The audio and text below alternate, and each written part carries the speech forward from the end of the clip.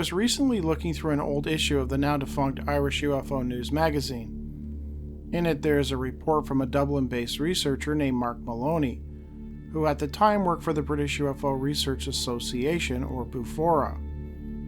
Maloney claimed that in early 1976 he had received a report from an unnamed person. It detailed a truly frightening encounter that they had had with a UFO and its occupants back in 1945.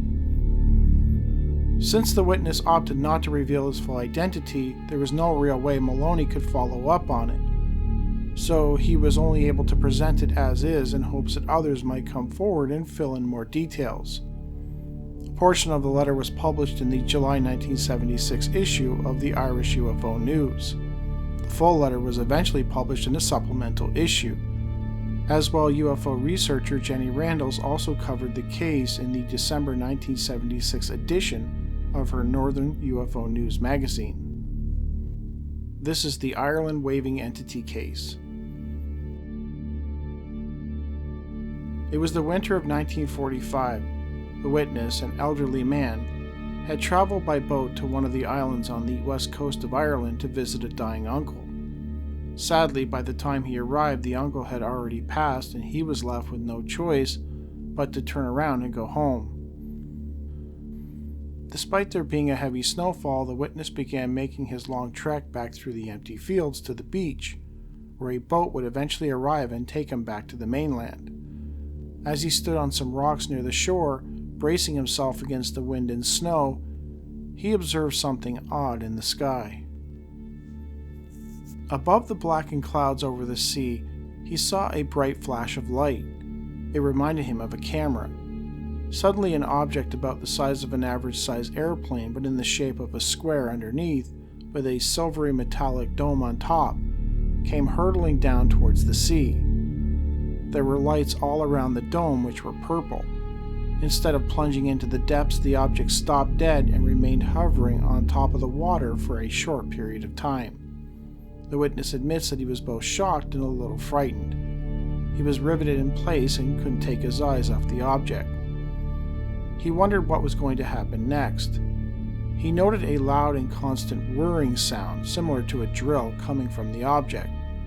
It then rose up into the air and moved over towards some snow-covered fields, which were adjacent to the beach. It took off out of the water, but it was just off the water into the air when it came down slowly in the fields behind me, like it had mechanical trouble. I decided not to investigate because of fear and went to look for a hiding place. I soon discovered that it was closer to me than I thought. The witness managed to find some bushes and did his best to conceal himself while still keeping an eye on the object. It was an amazing sight, he confessed, adding that it was the largest flying object that he had ever seen. I should know because I was in the air service during the war, he noted. When the object came down, he was certain he had seen 2 of the cattle in the field get crushed underneath it. He was certain of this, but guessed there might have been more. For some reason, the animals had not scattered, and the pilot of the object had made no effort to avoid them. The whirring noise continued as the dome of the craft slid upwards. 2 figures with squarish legs and out-of-proportion bodies, wearing gray-black rubber suits, emerged from it. The witness could see more figures inside the craft, but he admits that he was becoming ever more frightened with each passing second.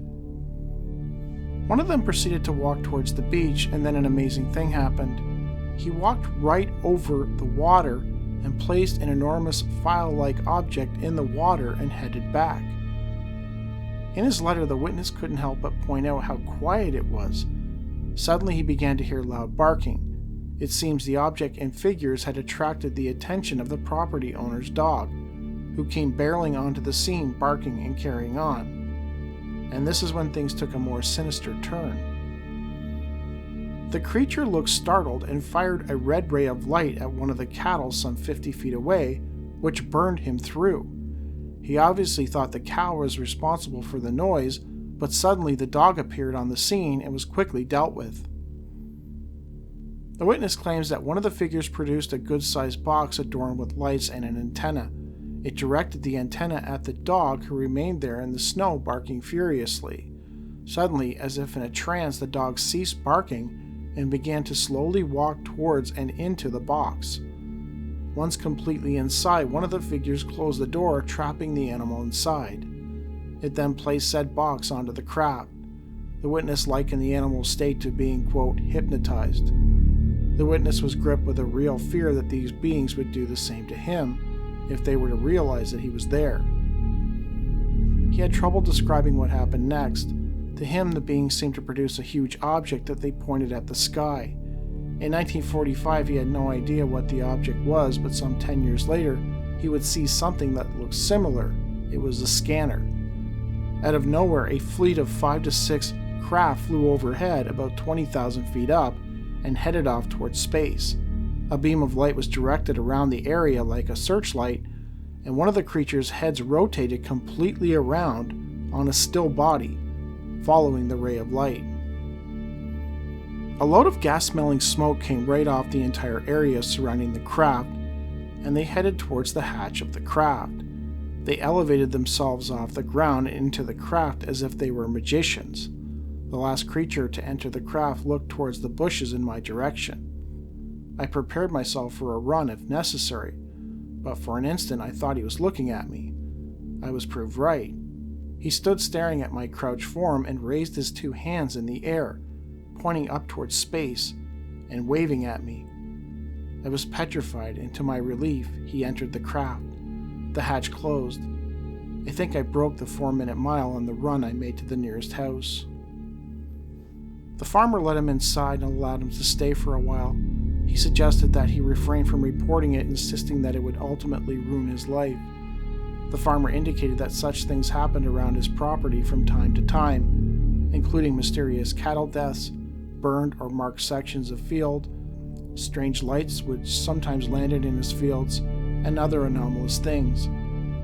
Hundreds of dead fish had washed ashore in discolored water over the years too, which he found odd. At least 2 of his transistor radios had died, which he attributed to the appearance of the crafts around his property. Staying true to the farmer's advice, the witness elected not to report his encounter for some 30 years. In her write-up for the Northern UFO News, Jenny Randles pointed out 2 aspects of the report that she found problematic. First, the witness indicated that there was a blizzard raging on that night he had gone to the beach, so she found it difficult to believe that someone would subject themselves to such harsh conditions in order to catch a boat home. Why not wait out the storm, she wondered. The reality is some people would rather trek through harsh conditions to return to the comforts of home rather than toil in a foreign place too long.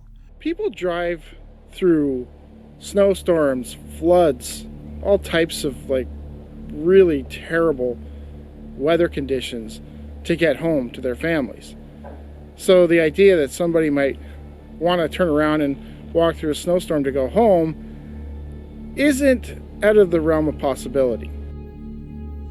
The second aspect of his case that she thought odd was that the witness claimed the farmer had 2 of his transistor radios malfunction due to the crafts, though, as she pointed out, transistor radios were not distributed for another 2 years, so either he got the date of his encounter wrong, or he got the type of radio wrong. Maybe they were just regular radios that malfunctioned, the type of which were in most every home at that time, and maybe because he didn't know any better, he just assumed all radios were transistor radios, or the story was completely fabricated. Given that the witness was unwilling to assign his full name to the letter, there was no way to follow up with him on any of these observations and discrepancies. There were certain aspects of his case that really stood out to me, details that I've seen reported in other cases but are really quite rare. The witness indicated that the craft seemed to behave oddly, like it had malfunction, and the decision to land in the field might have been more out of necessity, because it required some kind of a repair. When the craft landed, at least 2 cattle were crushed under it. This is, of course, something I covered in a previous video, and in that video I talked about how rare such a thing was. That typically these crafts, or whoever is piloting them, go out of their way to avoid such a thing from occurring. In other parts of his report, he indicated that the being actually walked out onto the water before producing a file-like object, which it used to collect some of the water. There have been hundreds of reports in which beings are observed collecting soil, water, and all manners of vegetation. In 1976, when he penned his letter, would such a detail be well known amongst the general public? The fact that the being walked on water I've only heard mentioned in a handful of cases. Again, an odd detail to include if it was fabricated. He also indicated that everything got quiet. How many people reported such a thing back in 1976? Nowadays, most everyone interested in the UFO or even Bigfoot topic will talk of how everything seemed to get quiet prior to or during an encounter. But in 1976? For me, the biggest thing that stood out, and I've only heard it in one other case, one from Australia, he claims that while following the light, the being's head rotated completely around. Again, such a detail is very rare in cases involving ET encounters. The idea of the being's head spinning completely around doesn't seem possible unless the creatures he was observing were actually non-living organisms, maybe automatons or robots. Who knows? One aspect of this case that I found to be really creepy is when the entity was entering the ship, he turned around and looked directly at the witness. Then kind of like pointed up at the sky and waved at him. It could have been taken as a threat, like, you know, someday you're going up here too, or it could have been taken as a threat in that moment, like, we can take you, or it was just, hey, I'm heading out of here and I'm going back up there, and see you later. The fact that it did that and just kind of like acknowledged, like, hey, we knew you were here this whole time, that's a little bit creepy. And I've heard that in other cases where somebody was watching a landed craft and there was, creatures milling about. They didn't seem to know he was there. The witness was there. And then at the last second, as they were boarding the craft, they kind of turned around and looked directly at them to acknowledge, like, hey, we knew you were here the whole time. That's, to me, is pretty spooky.